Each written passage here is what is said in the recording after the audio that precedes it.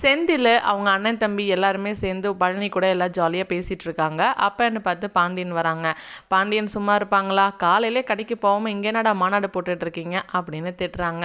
ஆனால் நம்ம செந்தில் இதான் சாக்கு எப்படியாச்சும் கேட்டுருணுங்கிறதுக்காக செந்திலும் மீனாவுக்காக சப்போர்ட் பண்ணுறாங்க. ஏப்பா மீனா என்ன சொல்லிட்டான்னு அவளை இப்படி கோச்சிக்கிறீங்க அப்படின்னு சொல்லி கேட்குறாங்க. நான் என்னடா சொன்னேன், வெட்டி செலவு பண்ணக்கூடாதுன்னு சொன்னேன், அது ஒரு தப்பா அப்படின்னு சொல்லி திட்டுறாங்க. ஓ எது சரி எது தப்புன்னு இப்போ நீ எனக்கு சொல்லி கொடுக்குற அளவுக்கு எதிர்த்து பேசுகிற அளவுக்கு நீ பெரிய ஆளாயிட்டியா அப்படின்னு பாண்டியன் நம்ம செந்திலை வச்சு வாங்கிட்டு இருக்காங்க. ஆனால் அதெல்லாம் கண்டுக்காத செந்தில் வழக்கம் போல் மீனாவுக்கு சப்போர்ட் கேட்டு நம்ம பாண்டியனை சத்தம் போட்டுட்டு தான் இருக்காங்க. ஆனால் பாண்டியன்லாம் இதை காதில் வாங்கின மாதிரி தெரிலங்க. அவர் பாட்டுக்கு கிளம்பி கடைக்கு போயிட்டாரு. இன்னொரு பக்கம் எப்படியாச்சும் மீனாவை சமாதானப்படுத்திடணும் அப்படிங்கிறதுக்காக செந்திலும் பைக் எடுத்துகிட்டு மீனாவை தேடி போகிறாங்க. வா மீனா, நானே உன்னை ஆஃபீஸில் ட்ராப் பண்ணுறேன் அப்படின்னு சொல்கிறாங்க. உடனே பேசிக்கிட்டே போகிறாங்க. இங்கே பாரு மீனா, என்னால் தானே நீ இவ்வளோ கஷ்டப்படுற, என்னை மன்னிச்சிடு அப்படின்னு சொல்லி கேட்குறாங்க. இதில் என்னங்க இருக்குது, ஒவ்வொரு வீடும் ஒவ்வொரு மாதிரி இருக்கும். நான் அதெல்லாம் பெருசாக நினச்சி வருத்தப்படவே இல்லை.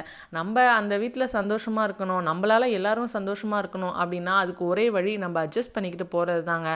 நான் அட்ஜஸ்ட் பண்ணிக்கிறேன், நான் ஓகேவாக தான் இருக்கேன், என்ன நினச்சி நீங்கள் வருத்தப்படாதீங்க அப்படின்னு மீனா சந்தோஷமாக தான் பேசுகிறாங்க. இதெல்லாம் நம்ம கதிர்கிட்ட சொல்லி ரொம்பவே வருத்தப்பட்டது மட்டும் இல்லாமல், நீ வாடா நான் இந்த மீனா அப்பா வீட்டுக்கு போய் இன்றைக்கி ஏதாச்சும் ஒன்று பேசிட்டு வந்தே தான் தீருவேன் அப்படின்னு செந்தில் கதிரை கூட்டிகிட்டு கிளம்பிடுறாங்க. அங்கே போயிட்டு மீனா அப்பா கிட்ட நல்லாவே சவால் விட்டுட்டு இருக்கிறாங்க. எதுக்காகங்க உங்களுக்கு என்னை பிடிக்காமல் போச்சு, நான் கவர்மெண்ட் வேலையில் இல்லைன்னு தானே இப்படிலாம் பேசுகிறீங்க, எண்ணி வச்சுக்கோங்க, நான் கண்டிப்பாக கூடிய சீக்கிரமே ஒரு கவர்மெண்ட் ஆஃபீஸராக ஆக போகிறேன் அப்படின்னு சவால் விட்டுக்கிட்டு இருக்கிறாங்க. இவர் விட்ட சவாலில் மீனாவோட அப்பாவுக்கு தாங்க கோவம். ஆனால் மீனாவோட அம்மா சந்தோஷமாக தான் இருக்காங்க. எப்படியோ நம்ம மாப்பிள்ளை கவர்மெண்ட் வேலைக்கு போயிட்டு நம்ம பொண்ணோட ஒன்றா சேர்ந்து சந்தோஷமாக இருந்தால் நமக்கு சரிதானே அப்படின்ற மாதிரி அவங்க சந்தோஷமாக சிரிச்சுக்கிட்டே தான் நிற்கிறாங்க. ஆனால் இது எல்லாத்தையுமே ஒரு ஓரமாக நின்று குறும்படம் முடிச்சிட்ருக்கிறாரு நம்ம கதிர். இத்தோட எபிசோடுக்கு கார்டை வெயிட் பண்ணி பார்க்கலாம் நாளைக்கு.